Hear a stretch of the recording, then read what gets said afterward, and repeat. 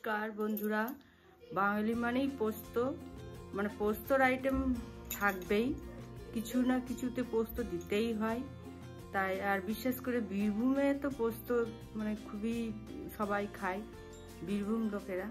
তাই আজকে আমি ডিম পোস্ত বানাচ্ছি, প্রথম থেকে শেষ পর্যন্ত আপনারা দেখুন কিভাবে আমি এটা বানাচ্ছি। আমি 3টে আলু কুকারে সিটি দিয়ে নিচ্ছি, আর আমি 3 চামচ পোস্ত, 3টে কাঁচা লঙ্কা দিয়ে মিক্সিতে ঘুরিয়ে রাখবো।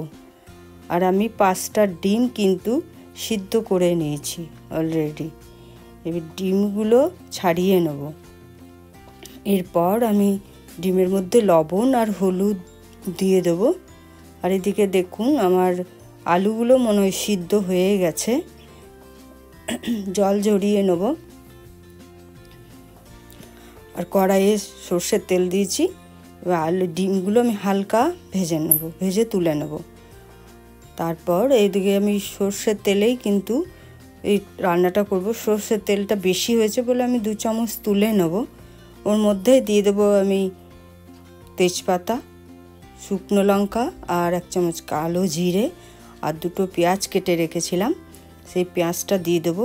যেহেতু এটা ডিম দিয়ে পোস্ত করব তাই আমি পেঁয়াজ দিলাম। এরপর আলুগুলো যেগুলো সিদ্ধ করেছিলাম সেগুলো আমি ভেঙে দিয়েছি হাতে করে। তা আলুগুলোর মধ্যে লবণ টবণ ভালো ঢুকবে।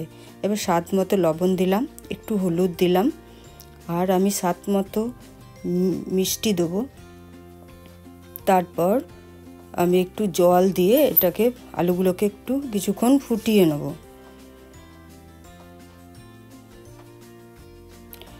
কিছুক্ষণ ফুটবে। আর আমি ডিমগুলোকে 2 পিস করে নিয়েছি, তার কারণ ডিমের ভেতরে ভালো করে পোস্ত লবণ ঢুকলে ভালো লাগবে, টেস্ট লাগবে। এবার পোস্তটা যে বেটে রেখেছিলাম সেটা দিয়ে দিলাম।